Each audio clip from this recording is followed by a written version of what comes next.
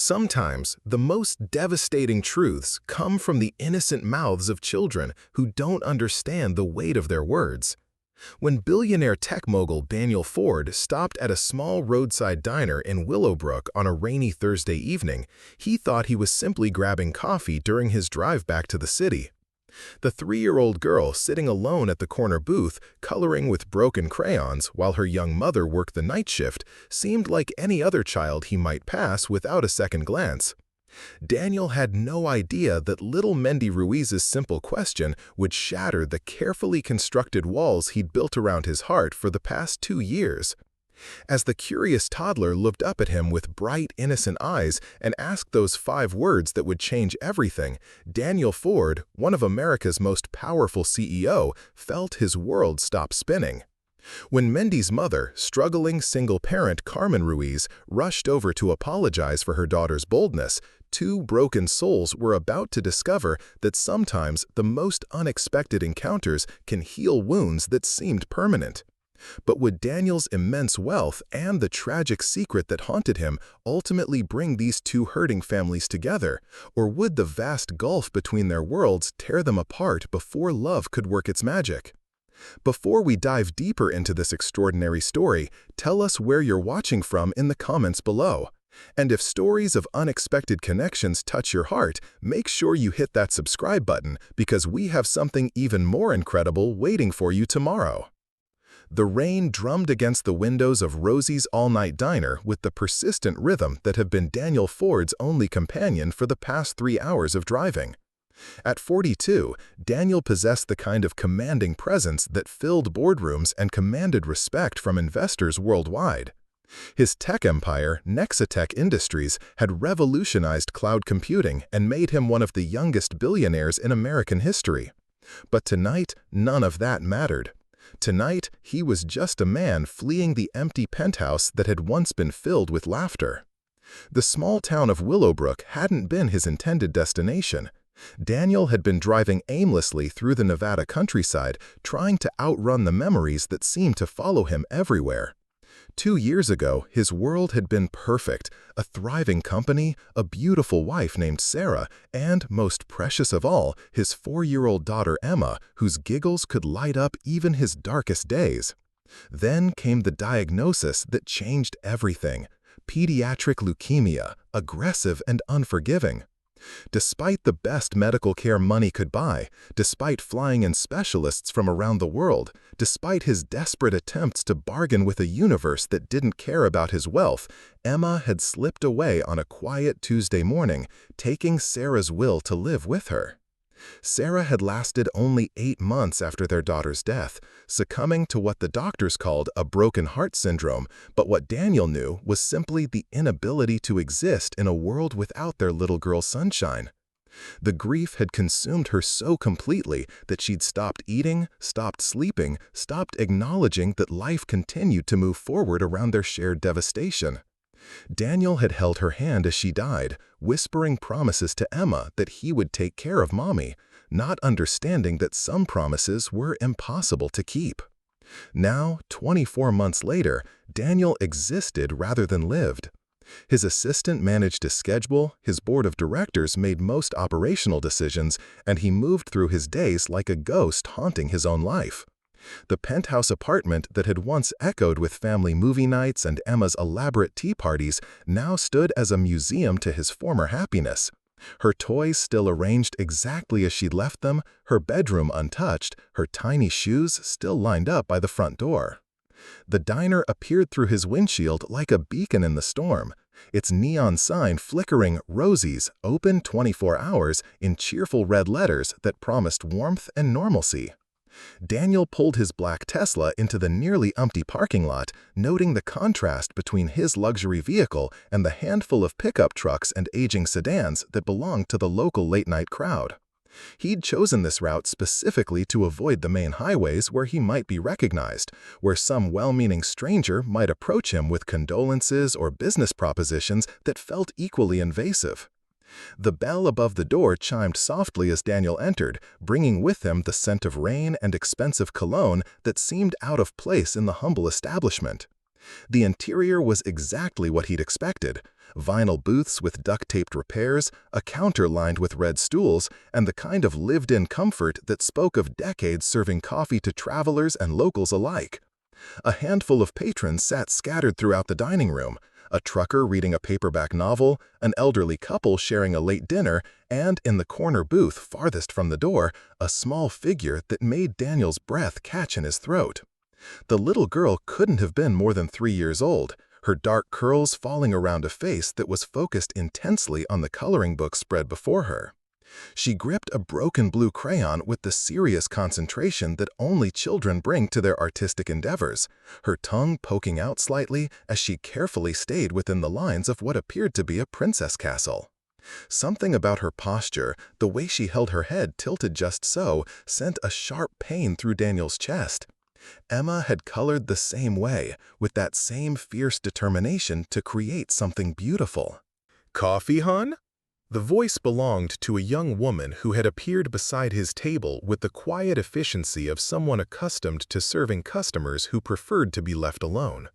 She was probably in her mid-20s, with tired eyes that held the kind of weariness that came from working multiple jobs to make ends meet.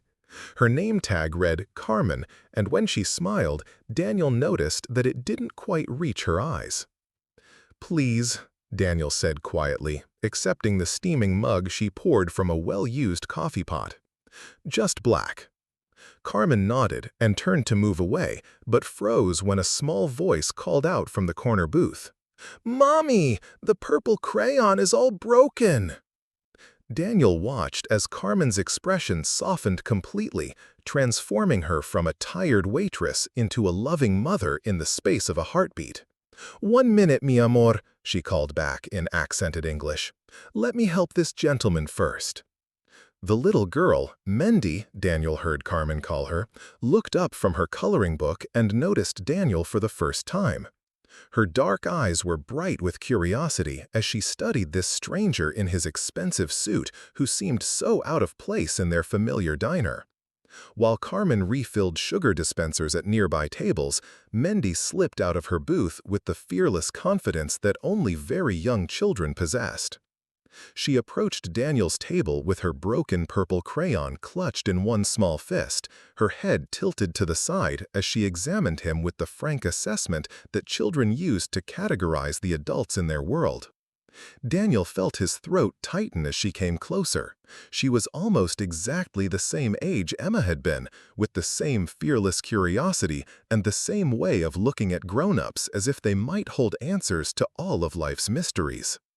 "Hi," Mendy said simply, climbing onto the booth seat across from Daniel without invitation. "What's your name?" Daniel found himself smiling for the first time in weeks. "I'm Daniel. What's yours?" "I'm Mendy Esperanza Ruiz," she announced with the formal pride of a child who had just learned to recite her full name. "I'm 3 3/4 years old, and I can color inside the lines mostly." "That's very impressive," Daniel said, and meant it. "What are you coloring?" Mendy held up her book to show him the princess castle, now half filled with a rainbow of colors that defied any conventional artistic logic but somehow worked beautifully together. "It's for my birthday," she explained seriously. "Mommy says when I turn 4 next month, I can have a real party with cake and everything." The innocent excitement in her voice hit Daniel like a physical blow. Emma had been planning her 5th birthday party when she got sick, a princess theme with pink decorations and a castle cake that Sarah had been researching for weeks. They'd never gotten to throw that party, never gotten to see Emma blow out 5 candles and make a wish that might have come true. "That sounds wonderful," Daniel managed, his voice rougher than he'd intended. Mendy studied his face with the intense scrutiny that children used when they sensed something important but couldn't quite understand what it was. Then, with the devastating directness that only a 3-year-old could possess, she asked the question that would change both their lives forever. "Mister, do you have a daughter too?" The words hit Daniel like a sledgehammer to the chest. For a moment, he couldn't breathe, couldn't think, couldn't do anything but stare into those innocent dark eyes that had no idea they'd just torn open a wound that had never properly healed. His coffee cup rattled against the saucer as his hand began to shake, and somewhere in the distance he heard Carmen's sharp intake of breath as she realized what her daughter had just asked. Time seemed suspended in that small diner as Daniel Ford, billionaire, industry titan, man who could buy and sell companies with a phone call, sat frozen by a question from a child who simply wanted to know if he understood the joy of having a little girl to love. Preparing and narrating this story took us a lot of time, so if you are enjoying it, subscribe to our channel. It means a lot to us. Now, back to the story. The silence stretched between them like a chasm, broken only by the steady rhythm of rain against the diner windows and the distant clatter of dishes from the kitchen. Daniel Ford sat frozen, his blue eyes locked on Mendy's innocent face as her question echoed in his mind. "Mister, do you have a daughter too?"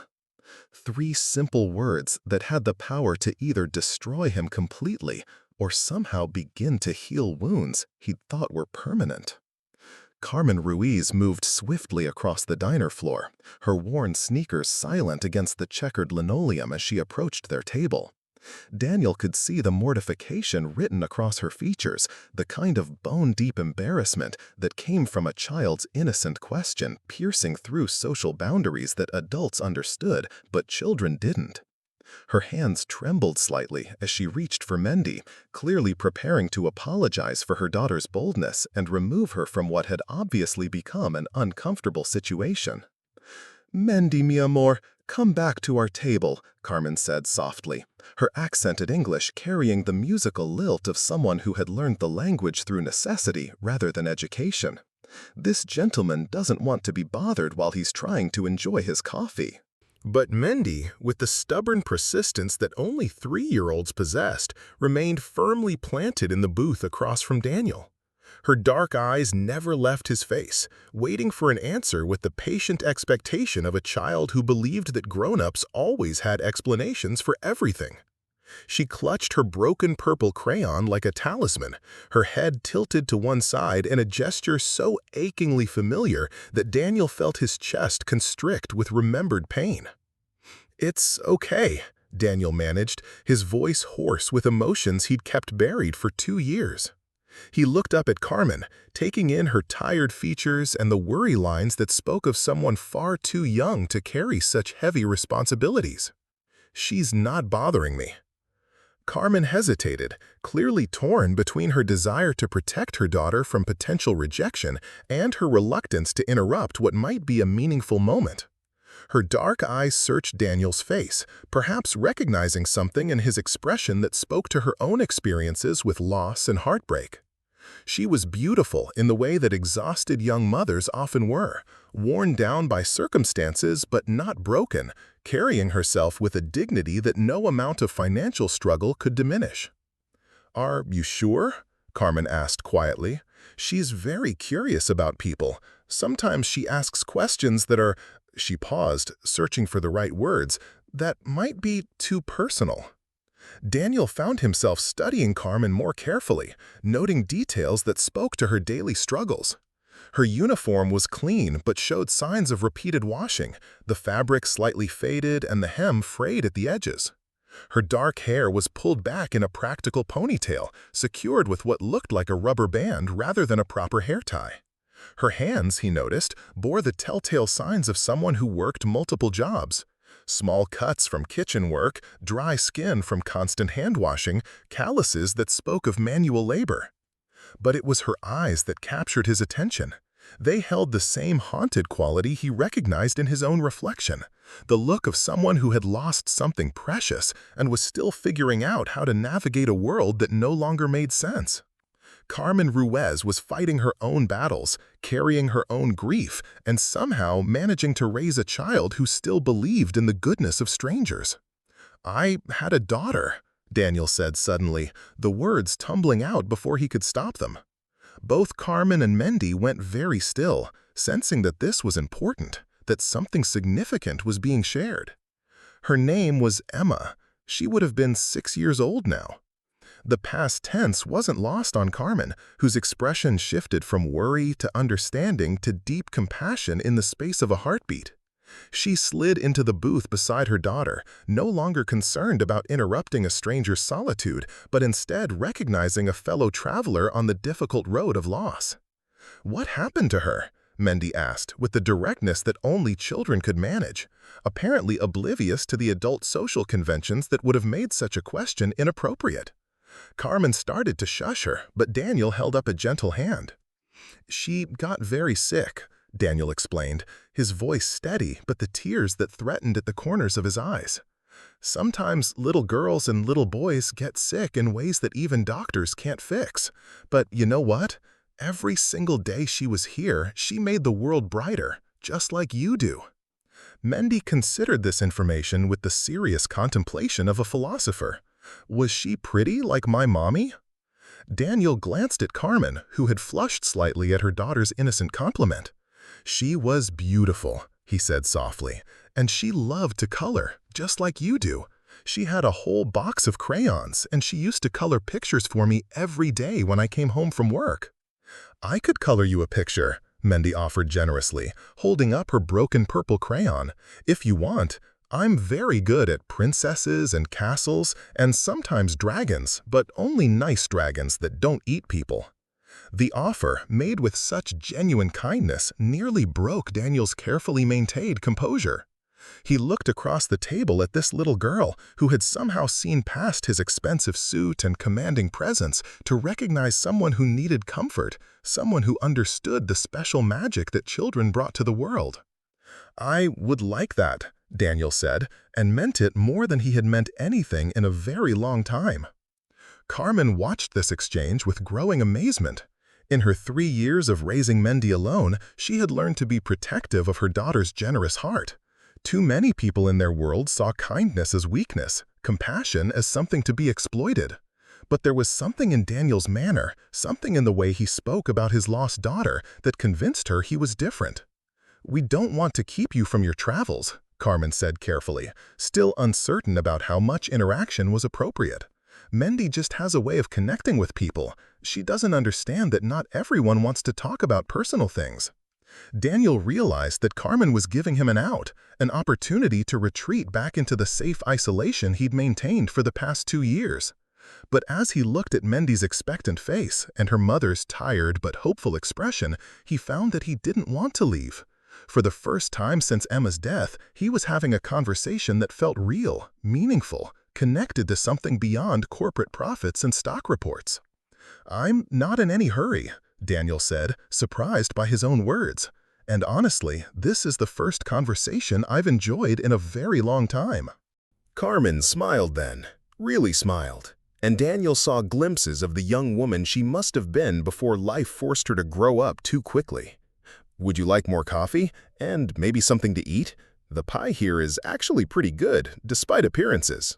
As Carmen refilled his cup and Mendy chattered about her coloring book, Daniel found himself relaxing in a way that felt foreign after months of tension and grief. The diner's warm lighting, the gentle sound of rain, and the simple human connection of shared stories created a bubble of peace that he hadn't experienced since before Emma got sick. He didn't know it yet, but this chance encounter in a small Nevada town was about to transform not just his evening, but his entire understanding of what it meant to live rather than simply exist. Sometimes healing came from the most unexpected places, offered by the most unlikely people.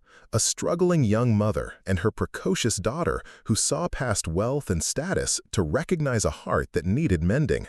Outside, the storm continued to rage, but inside Rosie's all-night diner, 3 souls had found shelter not just from the weather, but from the storms of loneliness that had been battering them for far too long. The rain had slowed to a gentle patter by the time Mendy finished her second drawing, a magnificent purple castle, complete with flags, windows, and what she proudly announced was a special tower for daddies who miss their little girls. Daniel accepted the crayon-drawn masterpiece with the solemnness it deserved, carefully folding it and placing it in his jacket pocket next to his phone, where it crinkled softly against the expensive fabric. "It's perfect," he told her, and watching her face light up with pride reminded him so powerfully of Emma's reaction to similar praise that he had to take a steadying breath. "I'll keep it with me always." Carmen had been moving between their table and her other customers with practiced efficiency, but Daniel noticed how she kept glancing back at them, her expression a mixture of curiosity and concern. It was nearly midnight now, and the diner had emptied except for an elderly man nursing his third cup of coffee at the counter and a young couple sharing a late dinner in the back corner booth. "Mommy works very hard," Mendy confided to Daniel in a stage whisper that carried clearly across the quiet diner. "She has 3 jobs, and sometimes she forgets to eat lunch because she's too busy taking care of everyone else." Daniel felt something twist in his chest at this innocent revelation. He studied Carmen with new eyes, noting the way she moved with efficient purpose, the genuine smile she offered even the most difficult customers, the careful way she counted her tips before slipping them into an envelope marked rent that peeked out from her apron pocket. "3 jobs?" Daniel asked gently. Mendy nodded seriously. "She works here at night and at the laundromat during the day, and sometimes she cleans houses on weekends. She says we're saving up for something special, but it's a secret." She leaned closer conspiratorially. "I think it might be a birthday cake for me, but I'm not supposed to know." The picture Mendy painted was one Daniel recognized from his own childhood, though those memories felt like they belonged to someone else entirely. His father had worked multiple jobs to support their family, coming home exhausted but never too tired to help Daniel with homework or read him bedtime stories. It was those memories that had driven Daniel's relentless pursuit of success, the determination to never let his own family worry about money the way his parents had. Carmen returned to their table carrying a plate of pie that smelled like cinnamon and comfort. "Apple pie," she said, setting it down in front of Daniel despite his lack of ordering.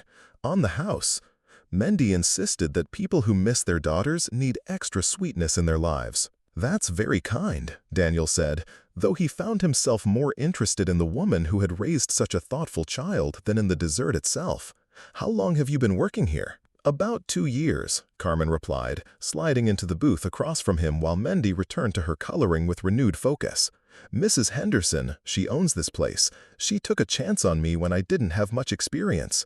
Most places around here, they want someone with a college degree or professional references. She just wanted someone who would show up on time and treat the customers with respect." There was no bitterness in her voice, despite what Daniel suspected was a difficult story behind her simple explanation.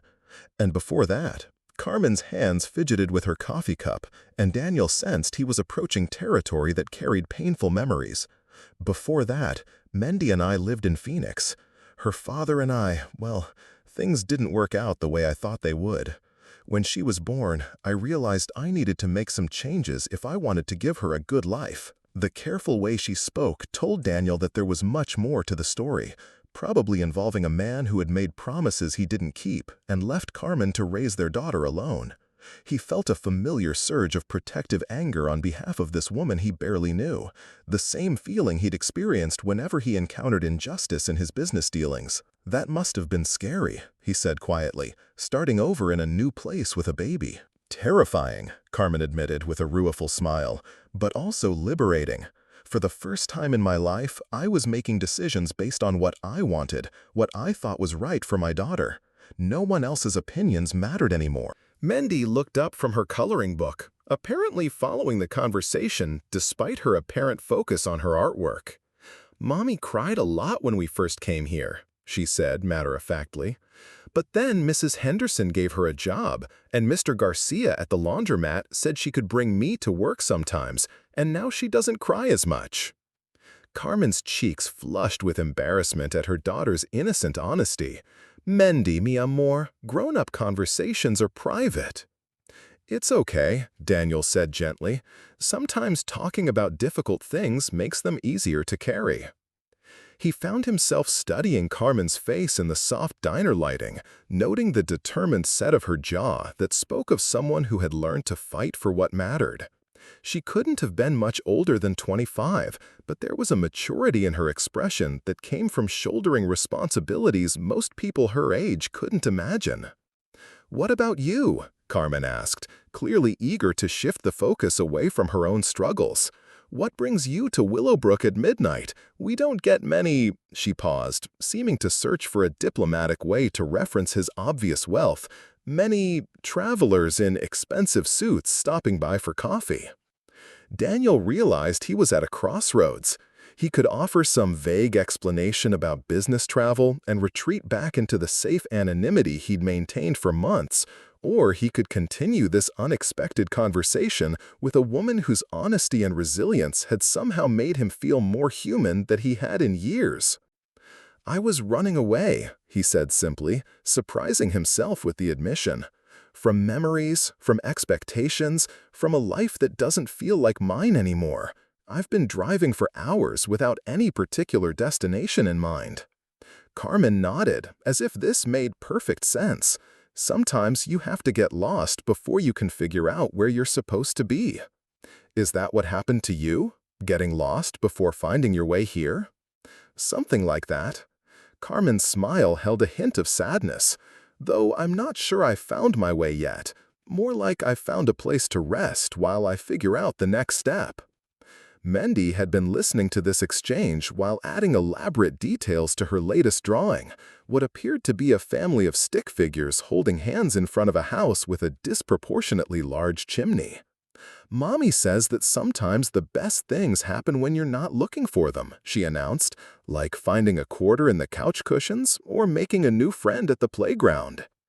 The simple wisdom of her words hung in the air between the adults, both of whom seemed to recognize the truth in her innocent observation.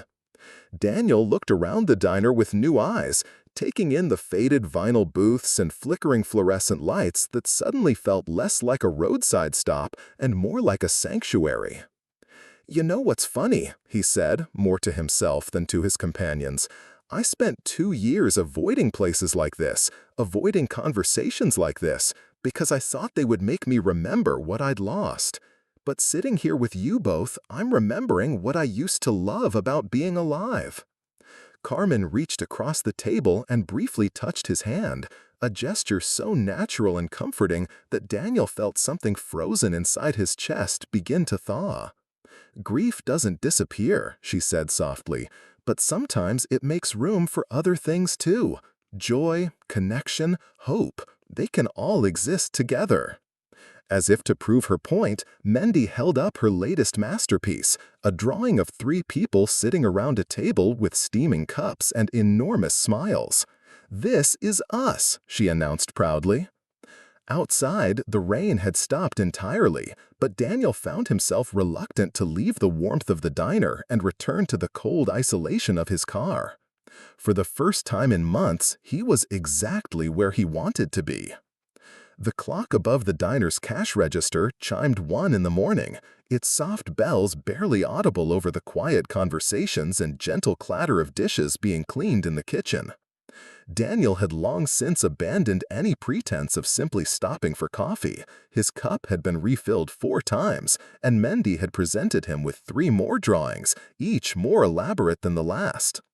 What had begun as a chance encounter was evolving into something deeper, more meaningful than any business meeting or social obligation he'd attended in years. "Carmen," said quietly, during a lull in Mendy's artistic commentary, her daughter had fallen asleep against her mother's shoulder, one small hand still clutching a green crayon, her dark curls falling across her peaceful face. "If you want to, sometimes it helps to talk about the people we love." Daniel's first instinct was to deflect, to change the subject, as he had countless times when well-meaning friends or colleagues had tried to draw him into conversations about his loss. But something about Carmen's gentle manner and the peaceful quiet of the nearly empty diner made him want to share memories he'd kept locked away like precious artifacts, too fragile for everyday handling. "She was fearless," he began, his voice soft to avoid waking Mendy. "From the moment she could walk, she was climbing on everything, exploring every corner of our house like she was conducting important research. Sarah, my wife, used to joke that Emma treated life like one big adventure story where she was the brave princess." Carmen smiled, adjusting her position so Mendy could sleep more comfortably while still listening to Daniel's words. "That sounds wonderful, exhausting, but wonderful." It was both. Daniel admitted, surprised by the warmth that crept into his voice when he talked about his daughter. She had this way of asking questions that made you see ordinary things differently. Like, she'd ask why clouds were white instead of purple, or whether fish got cold in the winter, or if flowers felt sad when people picked them. Questions that made you realize how much magic there is in the world when you're seeing it through a child's eyes. Mendy does the same thing, Carmen said, gently stroking her daughter's hair. Last week, she asked me why sad songs make people feel better when they're crying. I didn't have a good answer for that one. Daniel found himself studying the sleeping child, noting the way her face held the same serene confidence that Emma had displayed during her afternoon naps. Emma loved music too. Sarah taught her to play piano, just simple songs, but Emma would practice for hours. She said the music helped her think better. What was her favorite song? The question caught Daniel off guard, not because it was too personal, but because he realized he could answer it without the usual crushing weight of grief. Twinkle, twinkle, little star. But she had her own version. She changed the words to be about a little star that came down to Earth to help people find their way home when they were lost. Carmen's expression grew thoughtful. That's beautiful. Did she make up stories often? Constantly. She had this elaborate fantasy world where all the stuffed animals in her room had jobs and personalities and complicated relationships with each other. Mr. Patches the elephant was a doctor who specialized in fixing broken hearts. Princess Whiskers the cat ran a bakery that only made birthday cakes, and Benny the bear was a detective who solved mysteries like missing socks and homework that disappeared right before bedtime. As Daniel spoke, he realized that remembering Emma's stories didn't hurt the way it usually did. Instead, sharing them with someone who understands the unique wonder of childhood imagination felt like giving his daughter's memory a new kind of life, a way to exist in the present moment rather than being trapped in the past. "She sounds like she was an amazing little girl," Carmen said, "and you were lucky to be her dad." "I was," Daniel agreed, and for the first time since Emma's death, he felt gratitude rather than just loss when he thought about their time together. Though I didn't always appreciate it the way I should have. I was working so much, building the company, always thinking there would be more time later to focus on family. I missed too many bedtime stories, too many piano recitals, too many chances to just sit with her and listen to whatever was on her mind. Carmen nodded with the understanding of someone who struggled with similar balances. I worry about that too. Working so much to provide for Mendy that I miss actually being with her.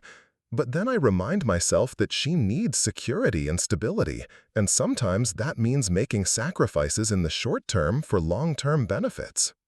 "What do you want for her?" Daniel asked. "When you imagine her future, what do you hope for?" Carmen's face lit up with the same protective love Daniel recognized from his own parenting experience.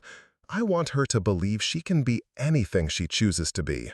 I want her to get a good education, to travel, to see places beyond Willowbrook and know that the world is full of possibilities. Most of all, I want her to grow up knowing she's loved unconditionally, that her worth isn't tied to what she achieves or how much money she makes or whether she meets other people's expectations." The passion in Carmen's voice reminded Daniel of conversations he'd had with Sarah about Emma's future. Late-night talks about college funds and travel opportunities and the kind of values they wanted to instill in their daughter. But listening to Carmen, he realized that her dreams for Mendy were both more modest and more profound than the elaborate plans he and Sarah had made. Carmen wanted to give her daughter confidence and unconditional love, gifts that couldn't be purchased but were infinitely more valuable than trust funds or private schools. "You're already giving her the most important things," Daniel said. "I can see it in the way she interacts with the world. She's confident, kind, curious about people. Those qualities will take her anywhere she wants to go." Carmen blushed slightly at the compliment. "Some days I feel like I'm just improvising, hoping I don't mess up too badly. Being a single parent means you don't have anyone to check your decisions with, to confirm that you're handling things the right way." "I felt that way even when I wasn't single," Daniel admitted. "Parenting is mostly improvisation anyway. You do your best with the information you have and hope that love covers the gaps where your knowledge falls short. They sat in comfortable silence for a few moments, watching Mendy sleep and listening to the quiet sounds of the diner settling into its late-night rhythm. Daniel found himself reluctant to break the spell of their conversation, to return to the lonely highway and the empty penthouse that waited for him back in the city. "Can I ask you something?" Carmen said suddenly, her voice hesitant. "And please don't feel like you have to answer if it's too personal." Daniel nodded, curious about what question could make this remarkably direct woman suddenly uncertain. "Earlier, when Mendy asked about your daughter, you looked like someone had physically hurt you. But now, talking about Emma, you seem, I don't know, lighter somehow. What changed?" Daniel considered her question carefully, trying to understand the shift in his own emotional landscape. "I think," he said slowly, "for the past 2 years, I've been treating Emma's memory like something fragile that would break if I handled it too much. I stopped talking about her, stopped thinking about the happy times, because they made the loss feel more real. But tonight, sharing those stories with you, it feels like I'm honoring her life instead of just mourning her death." Carmen smiled, and Daniel saw tears gathering in her eyes. She would have loved Mendy, wouldn't she? Two little girls who see magic in ordinary things. "They would have been best friends," Daniel said with certainty. "Partners in adventure, probably driving us both crazy with their elaborate plans and endless questions." As he spoke, Daniel realized that for the first time since Emma's death, he could imagine her not as a frozen memory, but as a presence that could still touch the present moment, still influence the connections he made with other people. Sitting in this humble diner with Carmen and her sleeping daughter, he felt closer to Emma than he had in his empty penthouse, surrounded by her untouched belongings. The night was teaching him that healing didn't mean forgetting, and that love didn't end with death. It simply found new ways to express itself in the world. The first hint of dawn was beginning to lighten the eastern horizon when Mrs. Henderson emerged from the kitchen, her gray hair pinned back in a practical bun and her weathered hands carrying a fresh pot of coffee. She was a woman in her 70s, with the kind of no-nonsense demeanor that came from decades of running a business that served everyone from long-haul truckers to lost tourists, but her eyes held a warmth that suggested she genuinely cared about the people who found their way to her establishment. "Carmen, honey," she said quietly, approaching their table with the careful steps of someone trying not to wake a sleeping child. "Why don't you take Mendy to the back office? There's a couch there where she can sleep properly, and you can still keep an eye on the dining room." Carmen looked up gratefully, clearly torn between her responsibilities as a mother and as an employee. "Are you sure, Mrs. H? I can manage her here." "Nonsense," Mrs. Henderson replied, her voice carrying the authority of someone accustomed to taking care of others. "The breakfast crowd won't start rolling in for another 2 hours, and Tony can handle the kitchen prep. Besides," she added, with a meaningful glance at Daniel, "it looks like you're having an important conversation." As Carmen carefully lifted Mendy and carried her toward the back of the diner, Daniel found himself alone with Mrs. Henderson, who studied him with the shrewd assessment of someone who had seen every type of person that highway travel could produce. "You're not from around here," she observed, refilling his coffee cup with practiced efficiency. "And that's not a rental car in the parking lot. So either you're very lost or you're running from something." Daniel was surprised by her directness, but also oddly comforted by it. After hours of carefully dancing around personal topics with Carmen, Mrs. Henderson's blunt approach felt refreshing. "A little of both, I suppose." "Well," Mrs. Henderson said, "Carmen's a good girl. Been through more than most people her age should have to handle, but she's got backbone. Mendy's lucky to have her as a mother." There was something protective in the older woman's tone that told Daniel he was being evaluated as much as engaged in conversation. Mrs. Henderson was clearly someone who looked out for her employees, particularly the vulnerable ones. "I can see that," replied. "She's raised an extraordinary child." Yes, she has, Mrs. Henderson agreed, but her sharp eyes never left Daniel's face. Question is, what are your intentions regarding our Carmen? Because that girl doesn't need any more heartbreak in her life, and Mendy doesn't need to get attached to someone who's just passing through. The warning was delivered with grandmotherly concern rather than hostility, but Daniel understood the steel beneath the gentle words. Mrs. Henderson had clearly appointed herself as protector of Carmen and Mendy, and she wasn't going to let some well-dressed stranger hurt them, regardless of how much money he might have. I don't know, Daniel answered honestly. 12 hours ago, I was driving through the night trying to outrun my own grief. I stopped here for coffee and ended up having the first meaningful conversation I've had in 2 years. I'm not sure what that means or where it leads. Mrs. Henderson nodded approvingly at his honesty. At least you're not trying to feed me some lie about business travel or tourist attractions. Most men in $1,000 suits who end up in Willowbrook have stories they're not telling. Daniel glanced down at his clothing, suddenly aware of how out of place he must appear in this humble diner. You're very observant, replied. 45 years of serving coffee to strangers teaches you to read people pretty quickly. And you've got the look of someone carrying heavy burdens. Carmen mentioned you lost a daughter. The simple statement hung between them, neither question nor judgment, but acknowledgement of a pain that Mrs. Henderson seemed to understand on a fundamental level. Emma, Daniel said, surprised by how easily her name came now after hours of conversation. She was 4 when she died. Leukemia. And your wife? Couldn't survive the loss. She died 8 months later.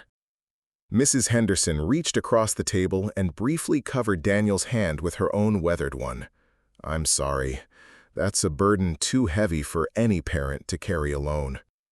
Carmen returned from settling Mendy, sliding back into the booth with the quiet grace of someone trying not to interrupt an important moment.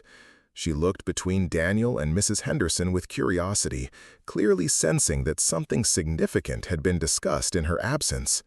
"Everything okay here?" she asked. "Just getting to know our guest a little better," Mrs. Henderson replied, standing with the efficiency of someone returning to work.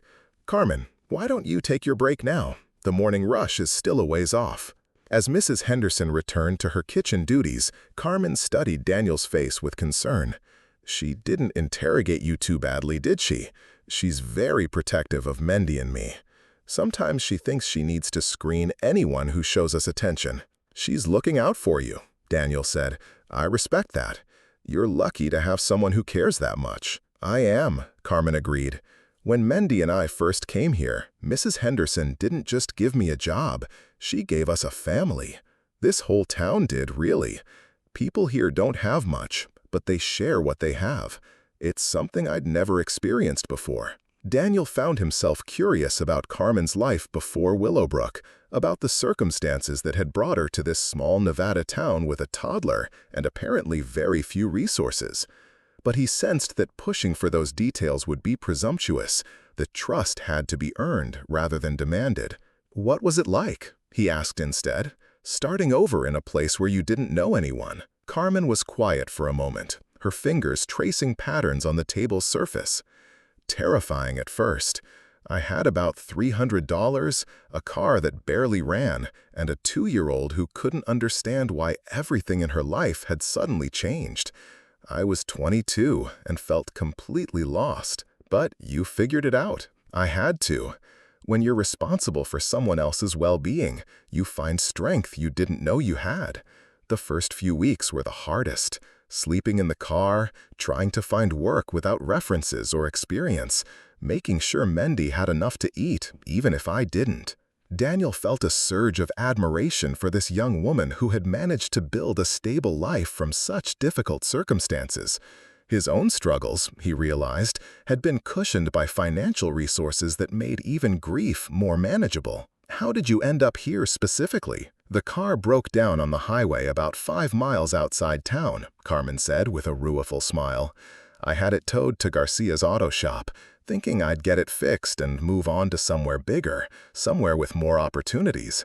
But Miguel Garcia, he owns the shop, he took one look at me and Mendy and refused to let us leave until I had a plan. He introduced me to Mrs. Henderson, who offered me the night shift here so I could be with Mendy during the day. And you've been here ever since. It's been a good place to heal, to figure out who I am when I'm not trying to be what someone else wants me to be. Mendy's thrived here. She has grandparent figures in Mrs. Henderson and Miguel, aunts and uncles in all the regular customers who've watched her grow up. It's the kind of community I always hoped existed, but never thought I'd find. Daniel listened to Carmen's story with growing understanding of how much courage it had taken for her to build this life. She had started with almost nothing and created something meaningful through sheer determination and the kindness of strangers who had become family. And now, he asked, are you planning to stay in Willowbrook permanently? Carmen's expression grew thoughtful. I don't know. Part of me loves the security and community we found here. But part of me wonders if I'm limiting Mendy's opportunities by staying in such a small place. She's so bright, so curious about the world. I want her to have chances I never had. As she spoke, Daniel found himself thinking about resources and opportunities, about the vast difference between the challenges Carmen faced and the problems money could solve. For the first time in years, he was contemplating how his wealth might be used for something meaningful beyond corporate growth and personal accumulation. The conversation was interrupted by Mendy's sleepy voice calling from the back office. "Mommy, where are you?" Carmen smiled and stood to check on her daughter, but not before giving Daniel a look that seemed to hold both gratitude and uncertainty about where their unexpected connection might lead. As she went go, Daniel realized that somewhere during the long night of conversation, his understanding of healing had fundamentally shifted. It wasn't about forgetting pain or moving past loss. It was about finding ways to honor what had been lost while remaining open to what might still be possible. Carmen returned from the back office carrying a sleepy but alert Mendy, who had awakened with the resilient energy that only children possessed after even the briefest of naps. The little girl's dark curls were mussed from sleep, and she clutched a small stuffed rabbit that she hadn't had earlier, apparently a comfort item that Mrs. Henderson keeps in the office for such occasions. "Did I miss anything important?" Mendy asked, with the serious tone of someone who suspected significant events had occurred in her absence. She settled back into the booth next to her mother, immediately reaching for her abandoned coloring book and surveying the drawings she'd left scattered across the table. "Just grown-up talk," Carmen assured her, smoothing down her daughter's wayward curls with gentle fingers. "Nothing as interesting as your artwork." But Daniel caught the meaningful look Carmen gave him over Mendy's head, a look that suggested their conversation had reached a crossroads where pretense became impossible and truth demanded acknowledgement.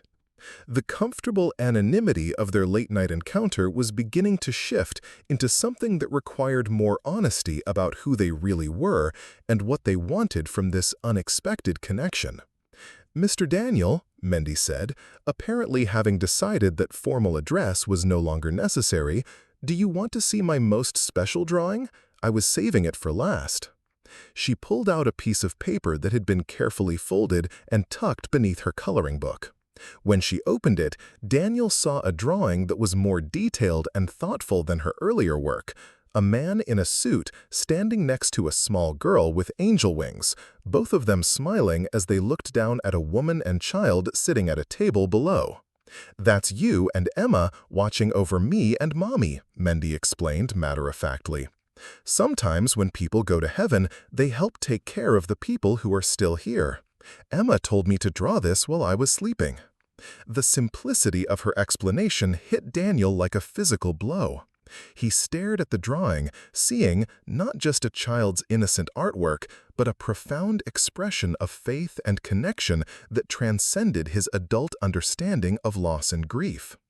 Carmen's sharp intake of breath told him she was equally moved by her daughter's unexpected insight. "Mendy," Carmen said softly, "that's beautiful, mi amor, but you can't know what Emma would want." "Yes, I can," Mendy replied with the absolute certainty that only 3-year-olds could muster. "She told me in my dream. She said her daddy needed new people to love because love doesn't run out like money does. And she said I should share my mommy with him because mommy has lots of extra love too. Daniel felt tears threatening at the corners of his eyes as he looked at this remarkable child who somehow understood truths that had eluded him for 2 years. The idea that Emma might somehow approve of this connection, that love could indeed expand rather than diminish, was both comforting and terrifying in its implications. "What else did Emma tell you?" he asked, his voice barely above a whisper. Mendy considered this question with the gravity of someone delivering an important message. "She said you've been very sad for a long time, and that being sad is okay, because it means you loved her very much. But she also said she wants you to be happy again, because happy daddies are better at taking care of people." Carmen reached across the table and gently touched Daniel's hand, her eyes shining with unshed tears. "You don't have to listen to the random dreams of a 3-year-old, she said quietly, "but sometimes children see things that adults miss because they haven't learned to doubt their instincts yet." Daniel studied the drawing again, marveling at the detail Mendy had managed to capture with her broken crayons. Emma's angel wings were purple, her favorite color. The table where Carmen and Mendy sat was set with tiny cups and plates, suggesting care and hospitality. Most remarkably, everyone in the drawing was smiling, as if joy was not only possible, but inevitable. "I think," Daniel said slowly, "I've been so focused on preserving Emma's memory exactly as it was that I forgot she would have wanted to be part of whatever came next in my life. She was always excited about meeting new people, about expanding our family circle." "Tell me more about that," Carmen encouraged. "What would Emma have thought about Mendy?" A genuine smile crossed Daniel's face as he imagined the meeting that would never happen, but somehow felt real in this moment. She would have been fascinated by Mendy's artistic abilities. Emma loved to draw too, but she was always frustrated that her pictures didn't look exactly like what she imagined. She would have been impressed by Mendy's confidence in creating her own version of things. "And what would she have thought about me?" Carmen asked, her voice tentative but curious. Daniel looked at this remarkable young woman who had somehow created space for his grief while offering glimpses of hope he'd thought were lost forever. Emma always judged people by how they treated children and animals. She would have loved that you let her color at your workplace, that you didn't shush her when she asked personal questions, that you raised a daughter who believes in the goodness of strangers. Emma had very high standards for grown-ups, and you would have passed every test. Mendy had been listening to this exchange while adding final touches to her drawing, small hearts floating between the earthbound and heavenly figures, suggesting love as a connecting force that transcends physical presence. "Are you going to stay for breakfast?" she asked Daniel suddenly. "Mrs. Henderson makes really good pancakes, and Mommy says breakfast is the most important meal for making good decisions." The innocent question forced Daniel to confront the reality that this magical interlude would eventually end. He had a company to run, responsibilities that couldn't be indefinitely postponed, a life in the city that bore no resemblance to the peace he'd found in this small diner. But he also had a growing awareness that leaving now would mean abandoning something precious before he fully understood what it could become. "I should probably head back to the city soon," he said, though the words felt wrong even as he spoke them. "I have meetings, responsibilities." "Where in the city?" Carmen asked, and Daniel caught something in her tone that suggested the question was more loaded than it appeared. "San Francisco. I live there, work there." He paused, realizing how little he'd shared about his actual life beyond his grief. "I run a technology company, Nexatech Industries." Carmen went very still, her coffee cup frozen halfway to her lips. "Nexatech Industries," she repeated slowly. "The company that's been in the news for the environmental initiative? The one whose CEO was featured on the cover of Forbes last month?" Daniel felt the comfortable anonymity of their night together beginning to crumble. "You've heard of it." "I've heard of you," Carmen said quietly. "Daniel Ford, the youngest billionaire in tech, the man who revolutionized cloud computing." She set down her coffee cup with deliberate care. The man who disappeared from public view 2 years ago after personal tragedy. The weight of recognition settled between them like a physical presence. Daniel saw the exact moment when Carmen began to reassess everything about their encounter. His expensive clothes, his presence in a roadside diner at midnight, his willingness to spend hours talking with a struggling waitress and her daughter. "You're him," she said, not really a question, but a statement of dawning realization. "You're actually Daniel Ford." Mendy looked between the adults with confusion, sensing tension but not understanding its source. "Is that bad?" she asked. "Did Mr. Daniel do something wrong?" "No, mi amor," Carmen said automatically, but her eyes never left Daniel's face. "Nothing wrong, just surprising." Daniel felt the careful trust they'd built over hours of conversation beginning to fracture under the weight of revealed identity. He'd seen this transformation countless times. The moment when people stopped seeing him as a person and started seeing him as a symbol of wealth and power, as an opportunity or a threat rather than simply another human being struggling with loss and hope. But as he watched Carmen process this information, he saw something different in her expression. Not greed or calculation, but a kind of sadness, as if she understood that his revelation had complicated something that had been beautifully simple just moments before. "Does this change everything?" he asked quietly, dreading the answer, but needing to know whether the connection they'd forged could survive the intrusion of his public identity. Carmen looked down at Mendy's drawing, at the image of love transcending earthly boundaries, at the representation of hope that her daughter had created from pure faith and colored crayons. "I don't know," she said honestly, "but I'd like to find out." The revelation of Daniel's identity created a subtle but unmistakable shift in the diner's atmosphere.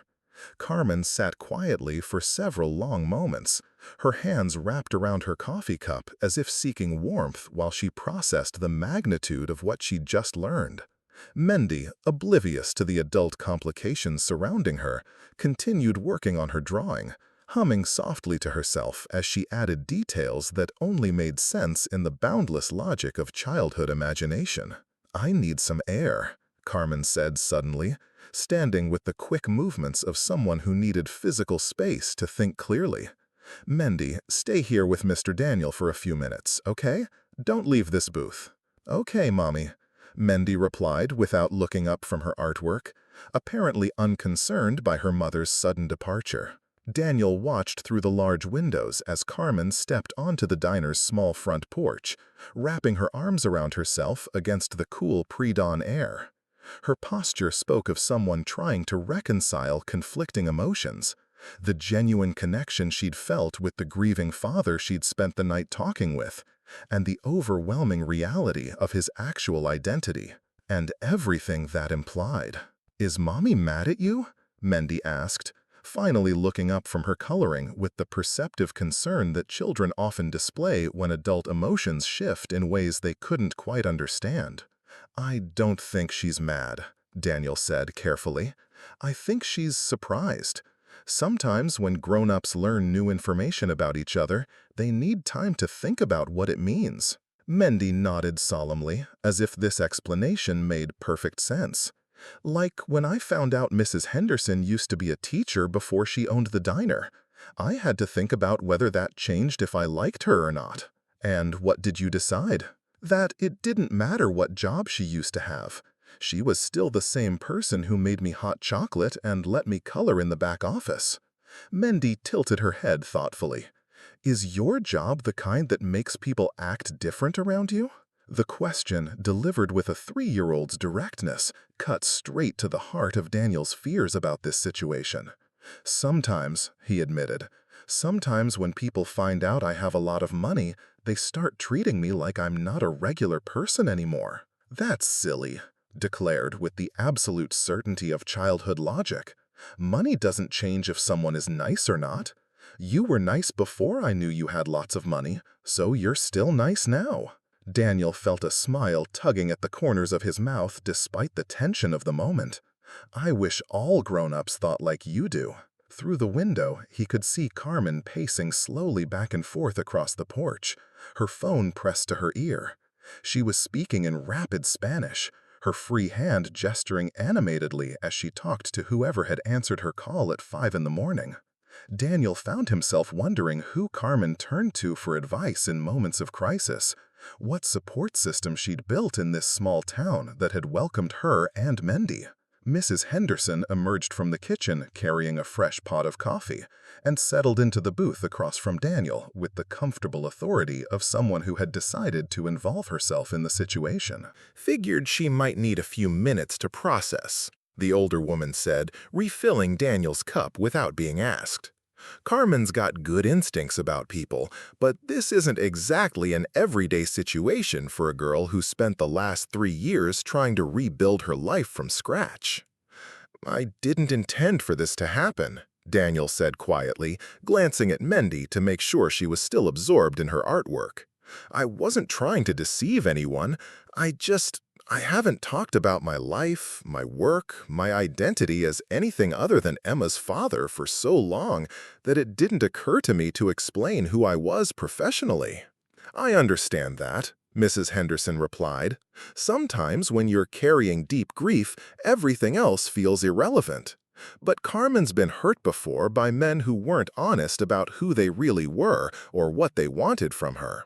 She's going to need time to figure out if your wealth makes this situation more complicated or just different." Daniel found himself curious about Carmen's past, about the experiences that had taught her to be cautious about men who might not be what they seemed. But he also understood that earning the right to know those details would require time and trust that might no longer be possible. Carmen returned to the diner 15 minutes later, her cheeks flushed from the cool air and her expression more composed but still thoughtful. She slid back into the booth next to Mendy, who immediately showed her the latest additions to her drawing, tiny flowers scattered around the feet of all the figures, because happy pictures need pretty flowers. "I called my friend Rosa," Carmen said without preamble, addressing Daniel directly. "She works the morning shift at the hotel in town, and she's the closest thing I have to a big sister. I needed someone to help me think through this situation objectively." Daniel nodded, appreciating her honesty, even as he dreaded what objective analysis might have revealed about the complications his identity introduced.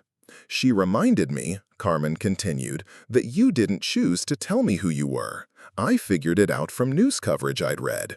And she pointed out that if you were the kind of wealthy man who used his resources to take advantage of women in difficult situations, you probably wouldn't have spent 6 hours in a roadside diner talking about grief and loss and dead children." "Rosa sounds like a wise friend," Carmen said carefully. She also said, Carmen added with a slight smile, that Mendy has been happier tonight than she's been in months, and that whatever else might be complicated about this situation, my daughter's happiness shouldn't be discounted just because things aren't simple. Mendy looked up at the mention of her name. "I am happy," she confirmed. "Mr. Daniel understands about missing people, and he likes my drawings, and he doesn't talk to me like I'm too little to understand important things. But," Carmen continued, her tone growing more serious, "I need to understand what this means practically. You live in San Francisco, you run a billion-dollar company, you move in circles that are completely foreign to my world. I'm a single mother who works 3 jobs in a town most people have never heard of. Even if we both wanted to explore whatever connection we found here, I don't see how our lives could possibly fit together." The question hung between them, demanding an answer that Daniel wasn't sure he could provide. He'd spent the night rediscovering what it felt like to connect with another person, to care about someone beyond himself, to imagine a future that included more than just memories and regret. But Carmen was right about the practical complications. Their lives existed in completely different orbits, separated by geography, social class, and responsibilities that couldn't be easily rearranged. "I don't know either," Daniel admitted, "but I know that I haven't felt this alive, this connected to another person since Emma died. I know that talking with you and getting to know Mendy has reminded me that there are still things in this world worth caring about, beyond corporate profits and investment returns." He paused, looking at Mendy's drawing of love transcending earthly boundaries, at the representation of hope that a 3-year-old had created from pure faith.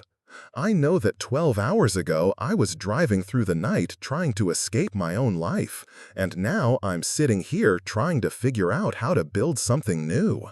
Maybe that's not enough to bridge the gap between our worlds, but it feels like something worth exploring." Carmen studied his face with the careful attention of someone trying to read truth in expressions and tone of voice.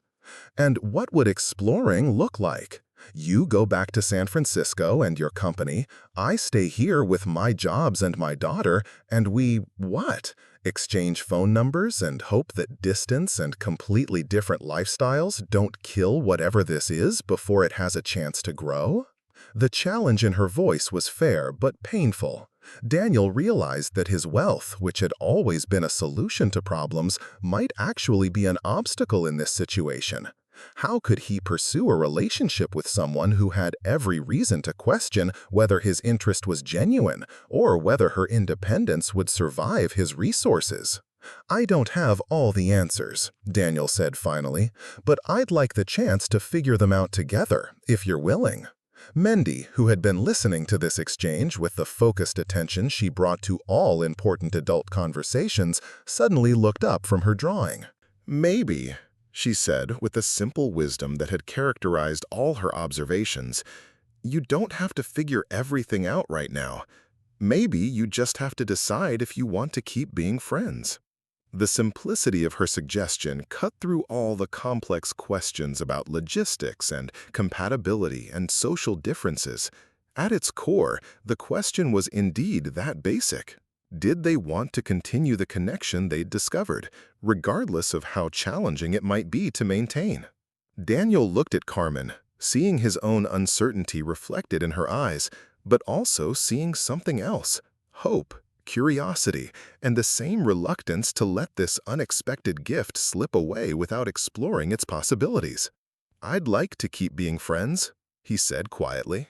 Carmen smiled, and for the first time since learning his identity, it was the same warm, genuine expression he'd been falling in love with all night. "I'd like that too," she said. The breakfast crowd began filtering into Rosie's all-night diner just after 6 o'clock, transforming the quiet sanctuary that Daniel, Carmen, and Mendy had shared into a bustling hub of small-town morning activity. Local contractors grabbed coffee and breakfast burritos on their way to job sites. Elderly couples claimed their regular booths for leisurely meals and newspaper reading, and shift workers from the nearby copper mine stopped in for hearty breakfasts before heading home to sleep. Daniel found himself fascinated by the easy familiarity between Carmen and the regular customers. She knew everyone's usual order, remembered details about their families and work situations, and moved through the dining room with the comfortable efficiency of someone who had become an integral part of this community's daily routine. Watching her interact with these people, Daniel began to understand what Carmen had meant about finding family in unexpected places. "Morning, Carmen," called out a weathered man in work clothes as he settled onto a counter stool. "How's our little artist today?" "Good morning, Mr. Martinez," Carmen replied, already pouring his coffee without being asked. "Mendy's been creating masterpieces all night. Want to see her latest?" Mendy beamed with pride as she held up her drawing of the heavenly reunion, apparently unbothered by the fact that it depicted deeply personal subject matter. "This is Mr. Daniel and his daughter Emma," she explained seriously. "They're watching over me and Mommy from heaven, and everyone is happy because love doesn't run out." Mr. Martinez studied the drawing with the respectful attention of someone accustomed to taking children's artwork seriously. "That's beautiful, mija. You're getting better with those details every time I see your work." Daniel realized that Mendy's artistic endeavors were apparently a regular source of entertainment for the diner's customers, that this community had been watching her grow and develop her talents in the way that extended families might. It was another reminder of the rich support network that Carmen had built in this small town, the connections that would make leaving difficult regardless of what opportunities might exist elsewhere. "Carmen," called a voice from the kitchen, "order up for table 6. As Carmen bustled away to deliver breakfast plates, Mrs. Henderson approached Daniel's booth with a fresh cup of coffee and the direct manner that had characterized all her interactions with him. "So," she said without preamble, "what are your intentions regarding our girl and her daughter?" The question was delivered with the protective authority of someone who had appointed herself as Carmen's surrogate grandmother, and Daniel appreciated the straightforward nature of the inquiry, even as he struggled to provide a clear answer. "I'm not sure I know yet," Daniel replied honestly. "Last night was unexpected. I came here looking for nothing more than coffee and a place to think, and I found something I didn't know I was missing." "And what was that?" "Connection. Purpose. A reason to care about something beyond my own grief." Daniel glanced to her Carmen, who was laughing at something one of her customers had said. "Carmen and Mendy reminded me that there's still goodness in the world, still reasons to hope for something better than just existing from day to day." Mrs. Henderson nodded approvingly. "That's a good start, but hope and good intentions aren't enough when you're talking about two people whose lives are as different as yours and Carmen's. She's built something stable here, something secure for Mendy. If you're going to disrupt that, you better be damn sure you can offer something better in return." The warning was delivered with grandmotherly care rather than hostility, but Daniel understood the steel beneath the gentle words. Carmen had found safety and community in Willowbrook, and Mrs. Henderson wasn't going to let anyone threaten that stability without serious consideration. "What would something better look like?" Daniel asked. "From your perspective, what would Carmen and Mendy need to have better lives than what they've built here?" Mrs. Henderson considered the question carefully, her eyes following Carmen as she moved through her morning routine. "Security, first and foremost. Not just financial security, though that matters too, but emotional security. Carmen needs to know that the people who matter to her aren't going anywhere, that she can trust the foundation she's building her life on. And for Mendy, opportunities to grow that brain of hers without losing the sweetness that makes her special. That child is going to be something extraordinary someday, but she needs guidance and resources to reach her potential." Mrs. Henderson paused, studying Daniel's face carefully. "She also needs stability. Mendy's never had a father figure in her life, and if you're thinking about stepping into that role, you better be prepared to stick around for the long haul." The implications of Mrs. Henderson's words hit Daniel with unexpected force. He'd been thinking about his connection with Carmen primarily in terms of adult companionship and mutual healing, but he suddenly realized that any relationship with Carmen would inevitably involve becoming part of Mendy's life as well. The thought was both thrilling and terrifying, the possibility of experiencing fatherhood again, but also the enormous responsibility of not disappointing another child who might learn to depend on him. Carmen returned to their table carrying a plate of pancakes that she set in front of Mendy, who had been eyeing the breakfast orders of other customers with obvious hunger. "Mrs. Henderson's special recipe," Carmen explained to Daniel. "Buttermilk pancakes with a touch of vanilla and cinnamon. Mendy's favorite breakfast when we can afford the splurge." Daniel watched as Mendy carefully cut her pancakes into precise geometric shapes before eating them, her methodical approach to the meal revealing the same attention to detail she brought to her artwork. Everything about this child spoke of intelligence and creativity being nurtured despite limited resources, of a mother who prioritized her daughter's development even when money was tight. "Carmen," Daniel said quietly, "can I ask you something personal?" She nodded, settling back into the booth next to Mendy. "What are your long-term plans? I mean, 5 years from now, 10 years from now, where do you see yourself and Mendy?" Carmen's expression grew thoughtful as she considered the question. "Honestly, I try not to plan too far ahead because life has a way of changing directions when you least expect it. But I hope Mendy will have opportunities for good education, maybe college if she wants it. I hope I'll have finished my GED and maybe taken some college courses myself. I'd like to own something someday. A house, maybe a small business, something that belongs to us that no one can take away. The modest nature of her dreams struck Daniel powerfully. Carmen wasn't asking for luxury or extravagance. She wanted education, stability, and the security that came from ownership. These were goals that his resources could easily facilitate, but he also understood that offering financial solutions might be perceived as trying to buy his way into their lives rather than earning his place through genuine connection. And personally, he asked, do you see yourself staying in Willowbrook permanently, meeting someone, maybe getting married again? Carmen's cheeks flushed slightly at the personal nature of the question. I haven't really thought about marriage since Mendy's father. That experience taught me to be very careful about trusting my heart to someone else. But I suppose I'm not opposed to the idea if the right person came along, someone who understood that Mendy and I are a package deal, someone who could love her as much as they loved me. Mendy looked up from her pancakes with syrup-sticky fingers. I think it would be nice to have a daddy, she said, matter-of-factly. Not because I need one, but because families with daddies look like they have more hugs to go around. The simple observation hit both adults with unexpected emotion. Daniel found himself imagining what it would be like to be part of those extra hugs, to experience the daily joys and challenges of raising this remarkable child alongside her equally remarkable mother.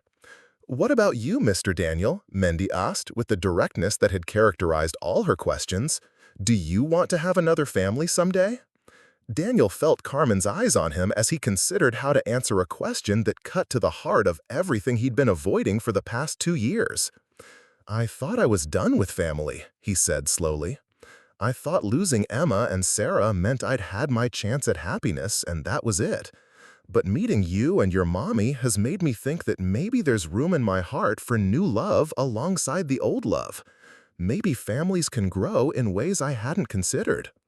Carmen reached across the table and briefly covered his hand with hers, a gesture that felt like acknowledgement, acceptance, and possibility, all wrapped together. Maybe, she said softly, we could figure out what that might look like together. As the morning sun streamed through the diner windows, illuminating their table, drawings, and coffee cups and the remnants of breakfast created a tableau of domestic contentment, Daniel realized that he was no longer running from his old life, but beginning to imagine a new one. 3 weeks had passed since that transformative night at Rosie's all-night diner, and Daniel Ford found himself living a double life that he'd never imagined possible.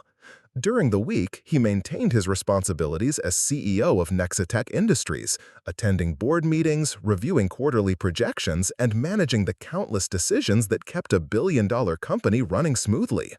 But every Friday evening, he made the 4-hour drive from San Francisco to Willowbrook, trading his executive suits for casual clothes and his corporate identity for something far more meaningful. The routine had developed naturally over their phone conversations and video calls.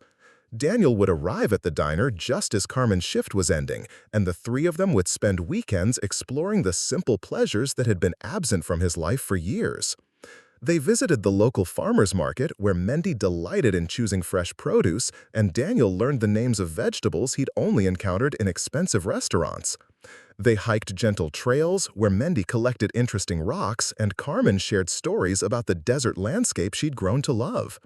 They attended community events where Daniel discovered the satisfaction of belonging to something larger than corporate success. But it was the quiet domestic moments that affected him most profoundly. Saturday morning pancakes at Carmen's small apartment, where Mendy would show him her latest drawings while Carmen hummed along to Spanish music playing softly from an old radio. Sunday afternoon visits to the library, where all three of them would curl up in the children's section, reading stories that transported them to magical worlds. Evening walks through Willowbrook's modest downtown, where everyone knew Carmen and Mendy, and, by extension, had begun accepting Daniel as part of their extended family. Daniel had been careful not to overwhelm Carmen with his resources, instead finding subtle ways to contribute to their life together. When Mendy mentioned wanting new crayons, he appeared the following weekend with a professional art set that sent her into raptures of creative joy. When Carmen's car needed repairs that strained her budget, he quietly arranged for Miguel Garcia to handle the work and send the bill to an anonymous benefactor. When the apartment's aging air conditioner failed during an unusually hot week, a replacement unit appeared with installation included, supposedly won in a radio contest that Carmen didn't remember entering. These small deceptions bothered Daniel's conscience, but he justified them as necessary adjustments to make their relationship more equitable. Carmen's fierce independence meant she would never accept direct financial help, but her daughter's comfort and her own peace of mind were things Daniel couldn't bear to see compromised when solutions were so easily within his reach. The illusion of normalcy they'd constructed was shattered on a Thursday morning when Daniel's phone rang during a board meeting, displaying Carmen's number with an urgency that made him excuse himself to take the call. "Daniel?" Carmen's voice was strained, barely controlled panic evident in her tone. "I need your help. Something's happened." "What's wrong? Are you hurt? Is Mendy okay?" "We're fine physically, but—" Carmen's voice broke slightly. "My ex-boyfriend, Mendy's father, he's here. He showed up at the diner last night demanding to see her, claiming he wants to be part of her life now. He's been making threats, Daniel, about custody, about taking her away from me." Daniel felt cold fury wash over him as he processed Carmen's words. During their weeks together, she'd shared fragments of her past, enough for him to understand that Mendy's father had been absent by choice, abandoning them when Carmen refused to tolerate his drinking and increasingly erratic behavior. "Where are you now?" "At home with Mendy. Mrs. Henderson sent me home early and told me not to come back until this is resolved. But Daniel, I don't have money for a lawyer. I don't know how to fight someone who's suddenly decided he wants to play father after 3 years of pretending we don't exist." "I'm coming," Daniel said without hesitation. "Don't talk to him without representation. Don't let him near Mendy, and don't worry about lawyers. I'll handle everything." "Daniel, I can't ask you to." "You're not asking. I'm offering. Carmen, you and Mendy are—" He paused, realizing that he was about to voice feelings he'd been carefully avoiding. "You're my family now, and no one threatens my family." The drive to Willowbrook had never felt longer. Daniel spent the 4 hours making phone calls to legal contacts, arranging for Nevada's most respected family law attorney to meet them the following morning, and gathering information about the legal rights of absent fathers who suddenly decided to assert parental claims. By the time he reached Carmen's apartment, he had assembled a legal strategy that would protect Mendy while forcing her father to prove his commitment through actions rather than demands. Carmen answered the door with obvious relief, immediately falling into his arms with the trust of someone who had learned she didn't have to face crises alone. Mendy appeared moments later, unusually subdued, but brightening when she saw Daniel. "Mr. Daniel," she said, wrapping her small arms around his legs. "Did Mommy tell you about the mean man who says he's my daddy? I told him I already have a daddy now, and he got very angry." Daniel knelt to Mendy's level, his heart breaking at the confusion in her young eyes. "Sweetheart, you told him I was your daddy?" Mendy nodded seriously. "You read me stories and help Mommy when she's tired, and you make us both happy. That's what daddies do, right?" Over Mendy's head, Daniel met Carmen's eyes, seeing a mixture of embarrassment and hope that suggested she hadn't discouraged their daughter's assumption about his role in their lives. "Right now," Daniel said carefully, "the most important thing is making sure you feel safe and loved. Can you show me your latest drawings while I talk to Mommy about how to handle the situation with the other man?" As Mendy busied herself with her art supplies, Carmen filled Daniel in on the details of Ricardo's sudden reappearance. He'd apparently learned about Daniel's presence in their lives through social media posts from Willowbrook residents who had begun including him in community photos. The possibility that Carmen had found happiness and stability with someone else had triggered a jealous possessiveness that he disguised as paternal concern. "He's claiming that you're an inappropriate influence," Carmen explained quietly, "that exposing Mendy to someone with your wealth and status is harmful to her development. He's threatening to petition for custody if I don't end our relationship immediately." Daniel felt the familiar protective rage that had driven his most successful business negotiations, but this time it was intensely personal. Has he contributed anything to Mendy's care over the past 3 years? Financially, emotionally, anything? Nothing. He's never even sent her a birthday card. But his family has money now. His older brother opened a successful restaurant chain, and I think they're backing his legal challenge. I'm scared, Daniel. What if a court decides that Mendy belongs with her biological father, regardless of his history? That won't happen, Daniel said with quiet certainty. Tomorrow morning, you're going to meet with Sarah Chen. She's the best family lawyer in Nevada. She's already reviewed the basics of your situation, and she's confident that an absent father can't simply reappear and claim custody without demonstrating significant changed circumstances and genuine commitment to the child's welfare. Carmen's relief was visible, but Daniel could see the worry still lurking in her expression. I can't afford the kind of legal representation you're talking about. You don't need to afford it. Consider it handled. Daniel, I can't let you pay for my legal problems. It's too much, and it sets a precedent that makes me uncomfortable. Daniel understood her reluctance to accept such significant help, but he also knew that this battle would require resources she didn't possess.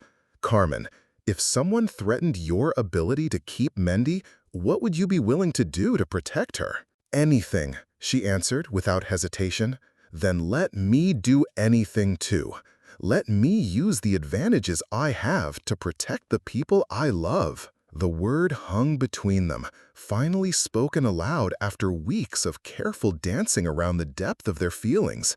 Carmen's eyes filled with tears as she processed what Daniel had just admitted.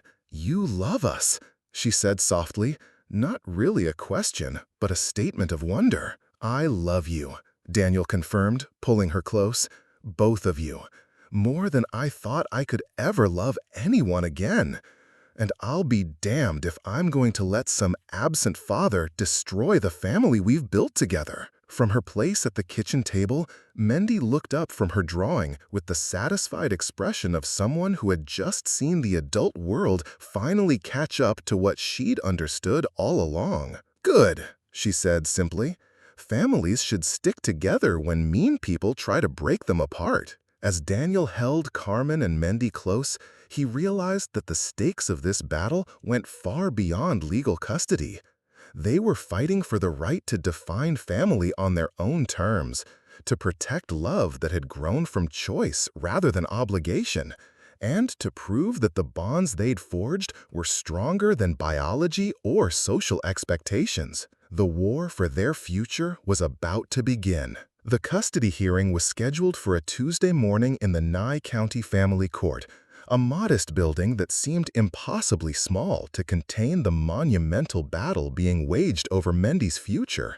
Daniel arrived with Carmen and their legal team 2 hours early, wanting to ensure they were fully prepared for what promised to be an emotionally devastating day. Carmen wore her best dress, a simple navy blue outfit she'd purchased specifically for the occasion, and carried herself with the determined dignity of a mother fighting for her child's welfare. Sarah Chen, the family law attorney Daniel had retained, was a formidable woman in her 50s, whose reputation for protecting children's interests had made her the most sought-after custody lawyer in Nevada. She'd spent the previous week building a comprehensive case that documented Carmen's exemplary parenting, Mendy's thriving development, and Ricardo's complete absence from his daughter's life for the past 3 years. "Remember," Sarah told Carmen as they reviewed their strategy one final time, "Ricardo's legal team is going to try to paint your relationship with Daniel as evidence of poor judgment and unstable decision-making. They'll suggest that you're prioritizing romance over your daughter's welfare, and that Mendy is being confused about family structures.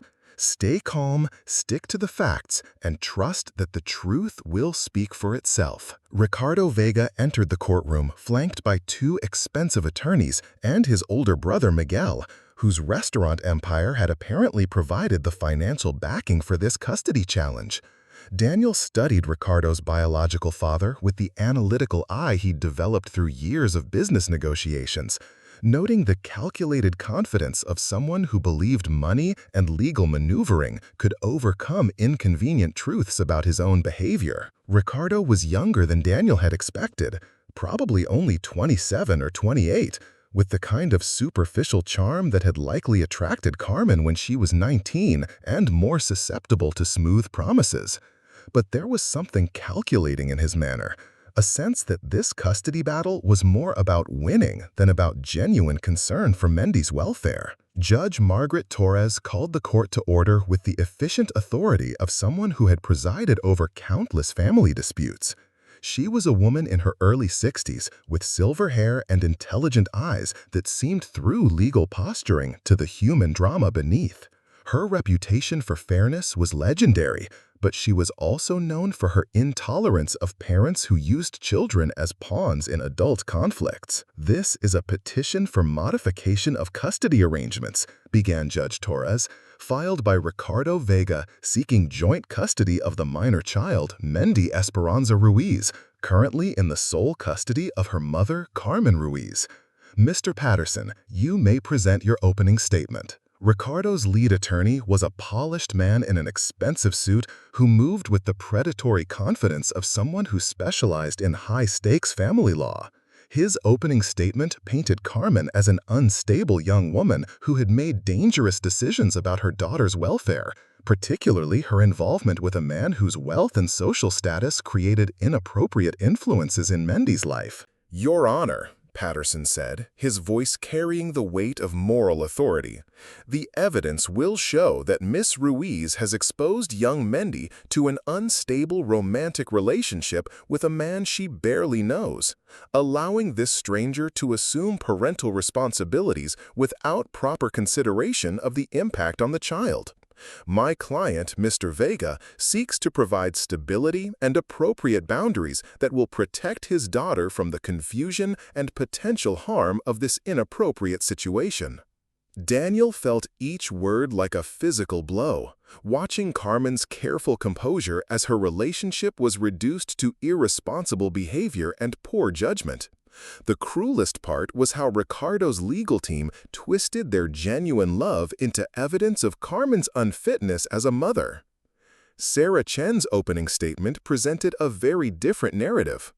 "Your Honor, the evidence will show that Carmen Ruiz has been an exemplary single mother who has provided Mendy with love, stability, and opportunities for growth despite significant financial challenges. Mr. Vega's sudden interest in custody comes only after 3 years of complete absence from his daughter's life and appears to be motivated by jealousy rather than genuine parental concern." The first witness called was Ricardo himself, who testified with polished confidence about his desire to be an active father and his concerns about the inappropriate influences in Mendy's current environment.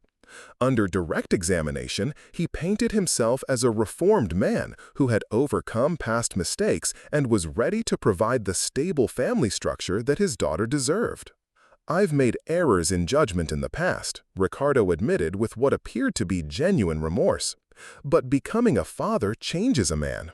I want to give Mendy the security and traditional family values that she needs for healthy development." But Sarah Chen's cross-examination revealed the calculated nature of his sudden paternal interest. She presented phone records showing no attempts to contact Carmen or Mendy for over 2 years, bank records showing no child support payments, and witness testimony from Willowbrook residents who had never seen Ricardo visit his daughter until his recent custody filing. "Mr. Vega," Sarah said, her voice carrying quiet authority, "in the 3 years since Mendy's birth, how many birthday parties have you attended?" Circumstances made that difficult." "How many Christmas mornings have you spent with your daughter?" "Miss Ruiz made it clear that I wasn't welcome." "And how many times did you attempt to send birthday or Christmas gifts?" Ricardo's silence spoke louder than any answer could have. Carmen's testimony was heartbreaking in its honesty, as she described the challenges of single parenthood, her decision to leave Phoenix for Mendy's safety, and the community she'd built in Willowbrook that had supported their small family.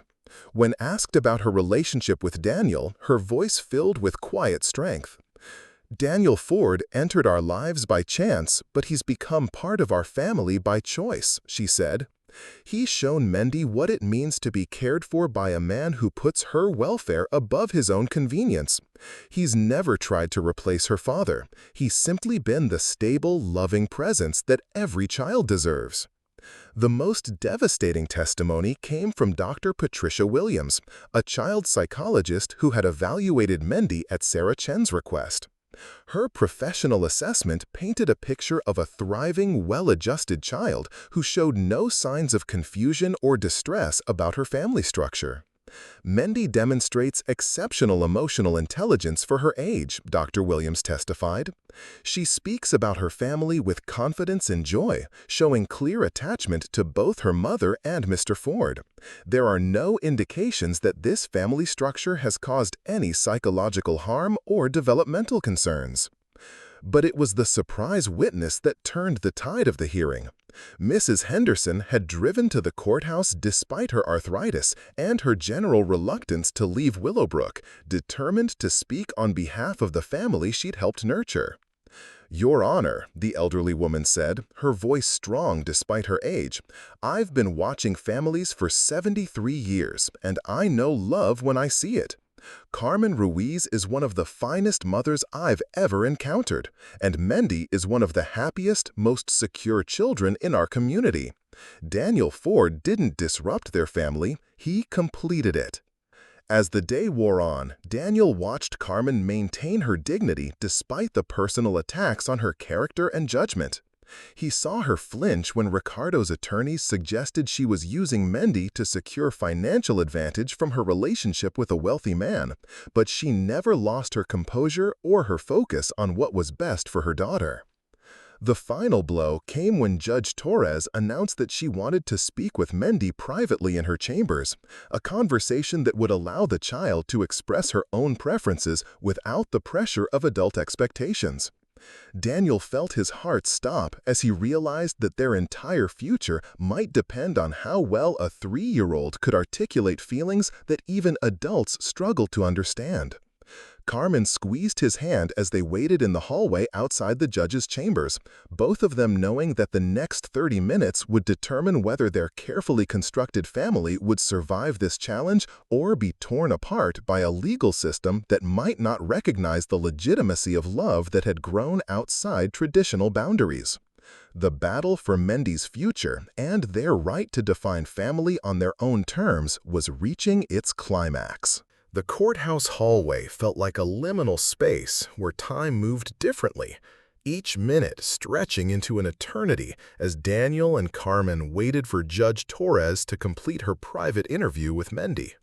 Carmen paced the polished floor with restless energy, her navy dress wrinkled from hours of sitting in uncomfortable courtroom chairs, while Daniel stood motionless by the windows, watching clouds gather over the Nevada desert and trying not to imagine their lives being torn apart by the decision being made behind closed doors.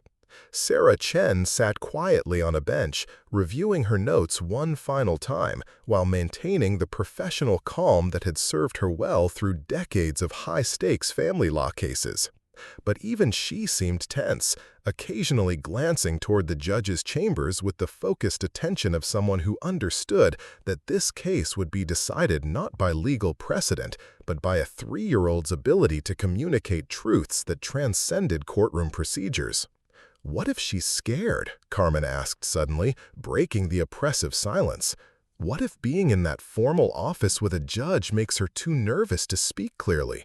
Mendy's always been comfortable with adults, but this situation is so far outside her normal experience." "Judge Torres is known for being excellent with children," Sarah assured her. "She has grandchildren of her own, and she understands how to create environments where kids feel safe expressing their real feelings. Mendy will be fine."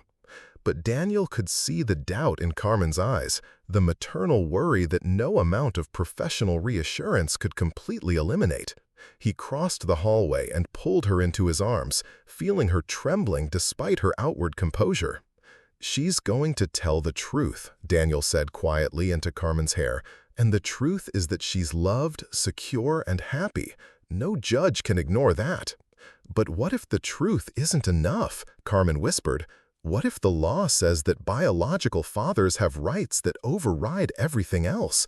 What if good intentions and genuine love can't compete with legal technicalities?" It was a fear that had haunted Daniel throughout the proceedings, the possibility that their unconventional family structure would be dismantled by a system that prioritized traditional relationships over functional ones. But watching Carmen's strength throughout this ordeal had reinforced his conviction that some bonds were too powerful to be broken by legal challenges.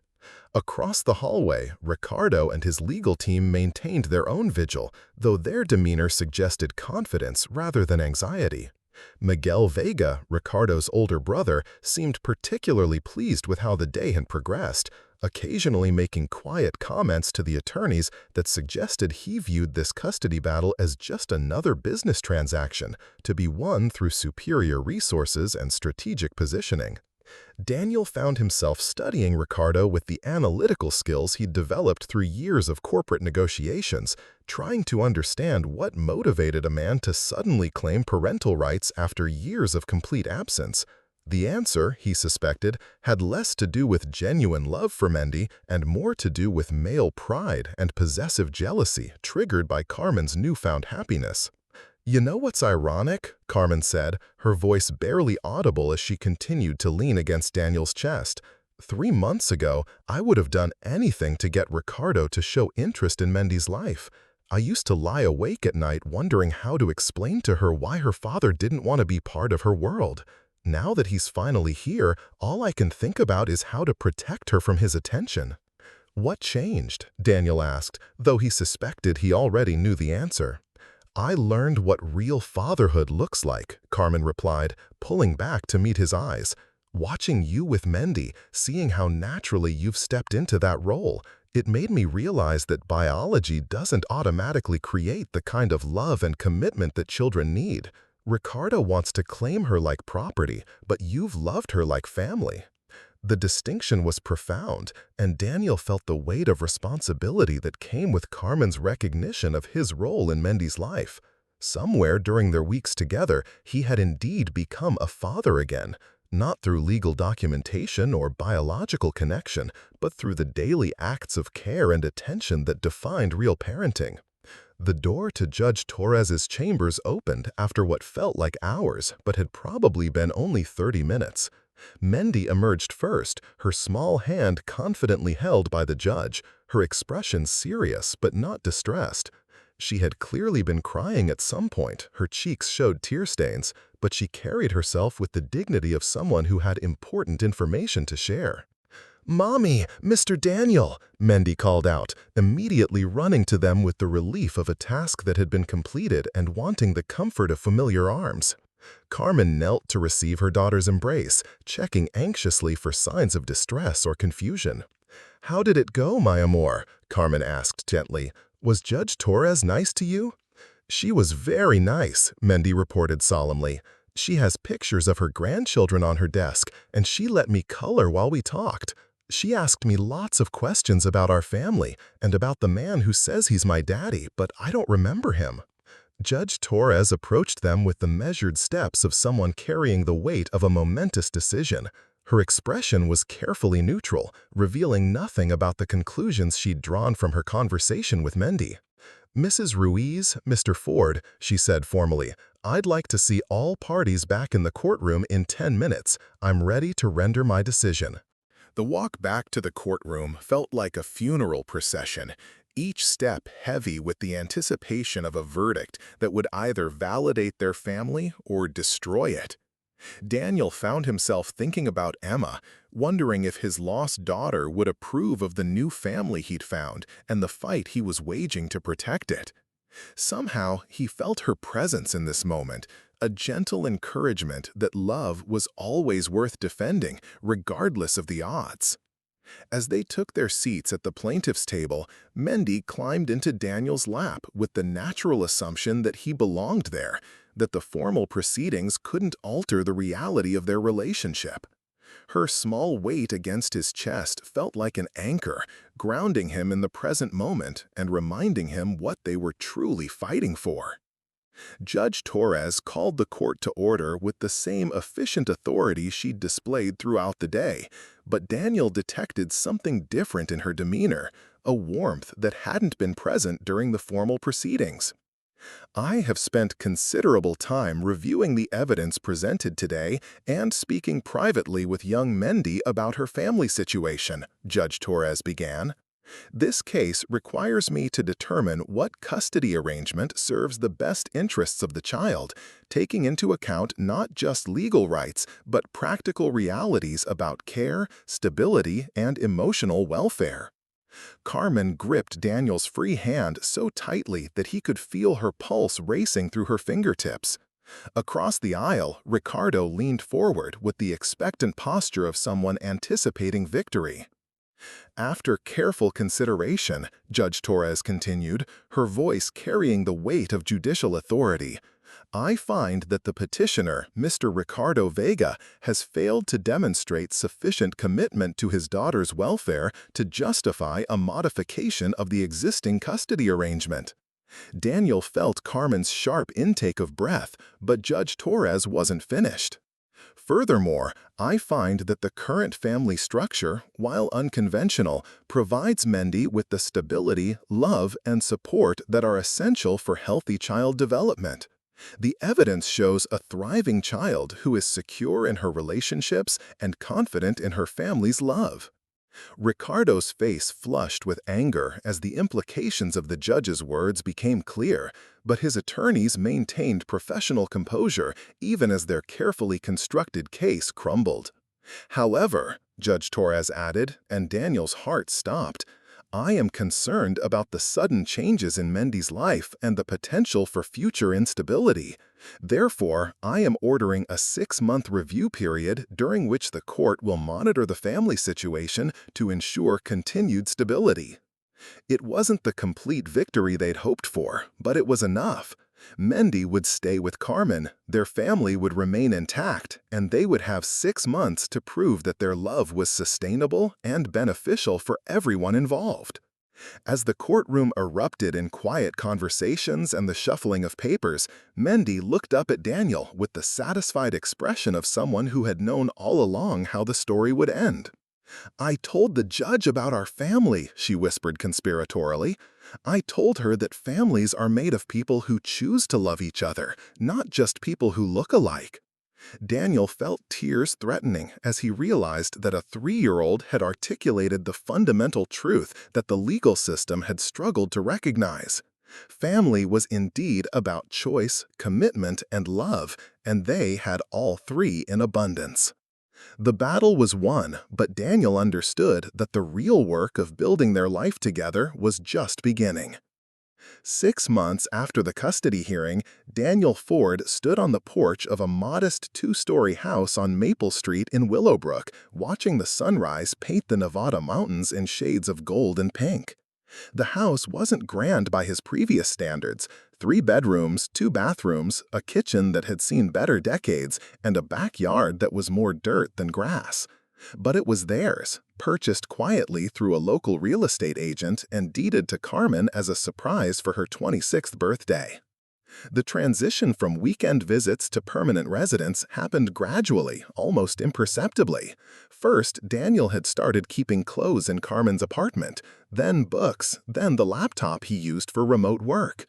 He'd restructured Nexatech's operations to allow for distributed leadership, promoting trusted executives to handle day-to-day operations while he maintained strategic oversight from his new home base. The company hadn't just survived his reduced physical presence, it had thrived, as if his newfound balance and perspective had somehow enhanced his decision-making abilities. "Coffee's ready," Carmen called from the kitchen, her voice carrying the comfortable authority she'd claimed this space as her own. She emerged onto the porch carrying 2 steaming mugs, wearing one of Daniel's old Stanford t-shirts over pajama pants, her dark hair loose around her shoulders in the way she'd grown to love during quiet morning moments. "How's our artist this morning?" Daniel asked, accepting his coffee and nodding toward the living room where Mendy could be heard talking animated to her stuffed animals as she prepared for another day of elaborate creative projects. Carmen replied, settling into the porch swing they'd installed the previous month. "I still can't believe the community center managed to find funding for a children's art program.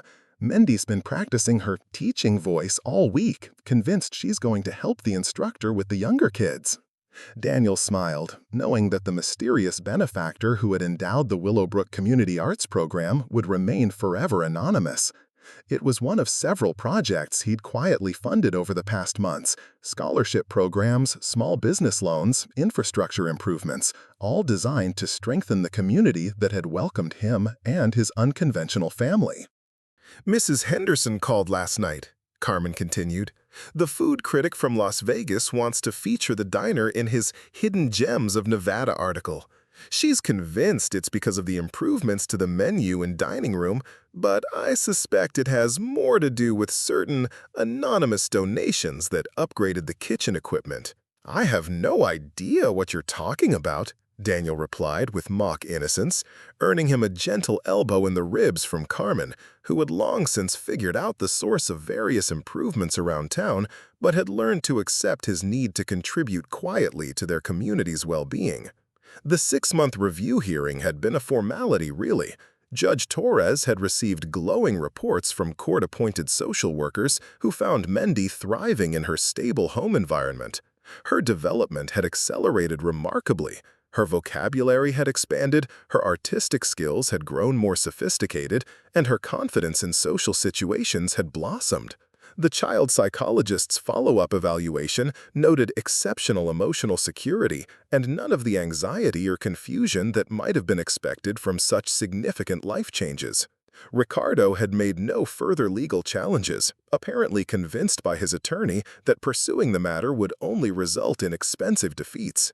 Through mutual acquaintances, Daniel had learned that Ricardo had moved to California with a new girlfriend, seemingly content to resume his previous pattern of avoiding parental responsibilities now that the novelty of the legal battle had worn off.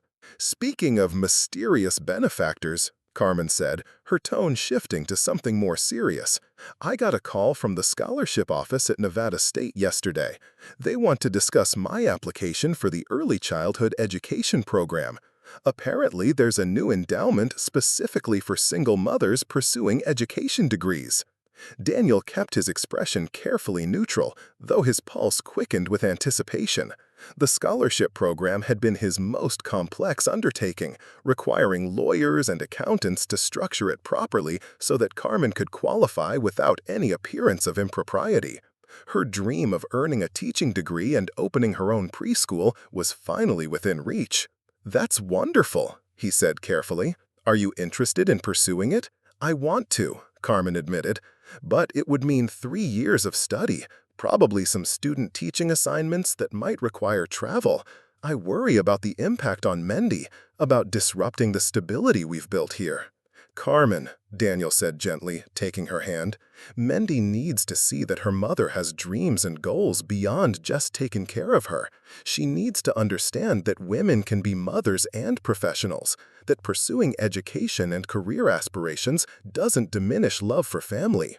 From inside the house came the sound of small feet running across hardwood floors, followed by Mendy's excited voice calling for them. She appeared in the doorway wearing paint-stained overalls and an expression of barely contained anticipation. "You have to come see what I made for the art class," she announced. "It's a picture of our whole family, including Emma watching over us from heaven, and it has a special message for all the other kids who might not understand about different kinds of families."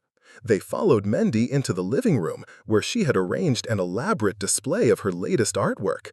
The centerpiece was indeed a family portrait, but unlike her earlier drawings, this one showed sophisticated understanding of perspective and detail.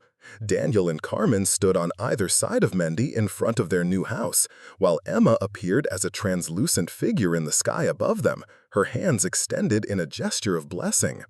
"I'm going to tell the other kids," Mendy explained seriously, "that families can be made in lots of different ways. Some families start with mommies and daddies who fall in love.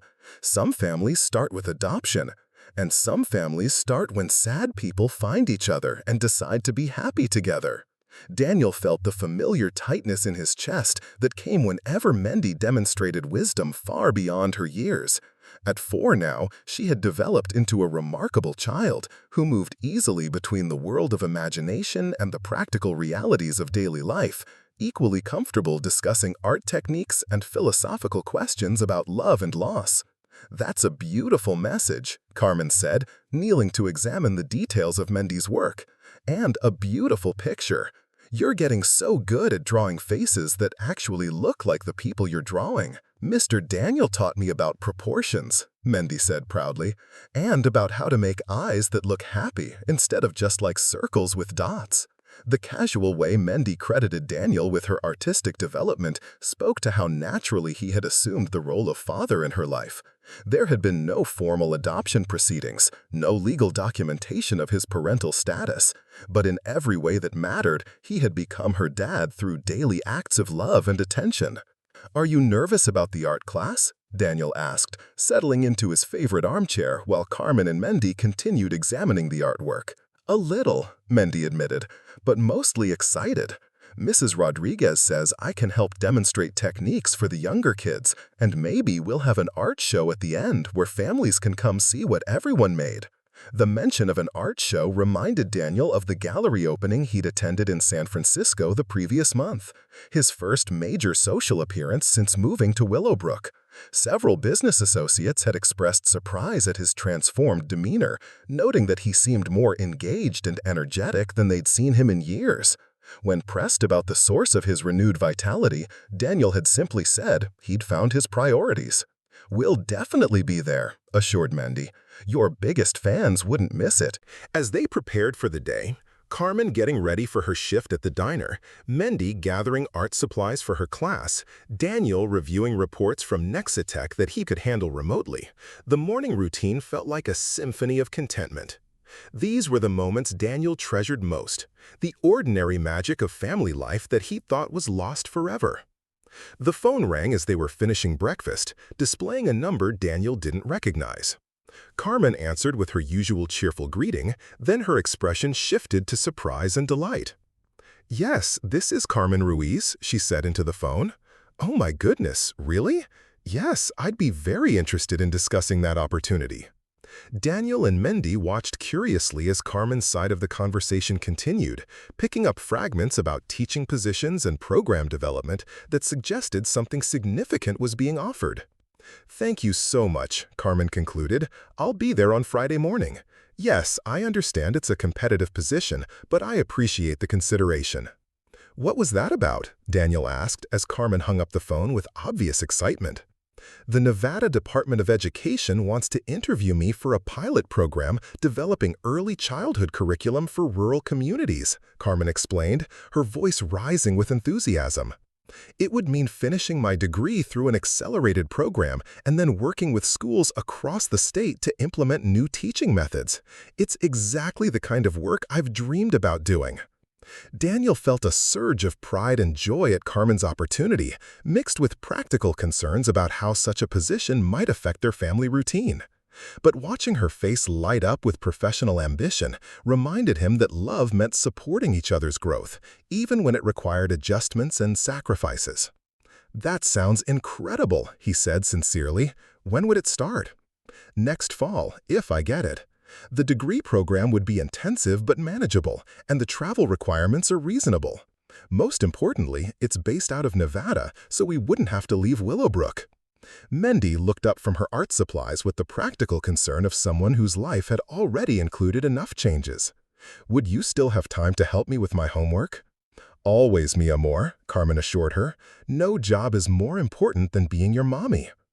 As they finished their morning preparations and headed out into the Nevada sunshine, Daniel reflected on how much their lives had transformed since that night in Rosie's all-night diner when a 3-year-old's innocent question had opened his heart to possibilities he'd never imagined. The grief for Emma and Sarah would always be part of him, but it no longer defined the limits of his capacity for love and joy. Walking down Maple Street with Carmen's hand in his, and Mendy skipping ahead of them, chattering excitedly about her upcoming art class, Daniel realized that healing hadn't meant forgetting his past or replacing what he'd lost. Instead, it had meant learning to honor his memories while remaining open to new forms of love and family. Sometimes the most profound transformations began with the simplest questions from the most innocent hearts. And sometimes, when grief and hope collide in the safe space of unexpected kindness, the result was a family that honored both loss and love, proving that the human capacity for healing is as infinite as the capacity for caring. The story that had begun with a child asking, "Mister, do you have a daughter too?" had evolved into something far more beautiful. A testament to the truth that families could indeed be created by choice, sustained by commitment, and blessed by the courage to love again, even after devastating loss. In the end, Daniel Ford had discovered that the most important business he could ever conduct was the daily work of building a life filled with love, laughter, and the promise that tomorrow would bring new opportunities for joy. And in the small town of Willowbrook, Nevada, surrounded by desert mountains and endless sky, he had found his way home to a future he'd never dared to dream possible. Up next, you've got 2 more standout stories right on your screen. If this one hits the mark, you won't want to pass these up. Just click and check them out. And don't forget to like, subscribe, and turn on the notification bell so you don't miss any upload from us.